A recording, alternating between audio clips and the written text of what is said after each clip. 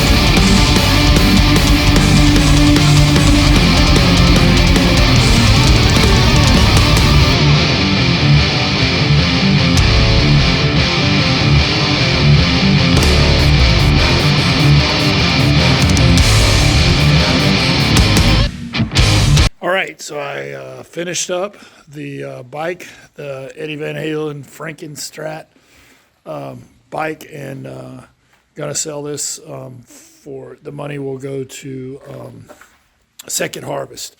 But yeah, there's all my paint and tools. Took a while, but yeah, I was pretty excited about it. Frankenstrat was kind of Eddie Van Halen's signature guitar. Sort of evolved. I sort of got into the history of that. He started out, his first guitar was, I think, black and white, and then he went to yellow and black, and then this sort of evolved. But anyway, had a lot of fun making it, and hopefully we can raise a little bit of money for Second Harvest, being that it's about Thanksgiving. So thanks for watching.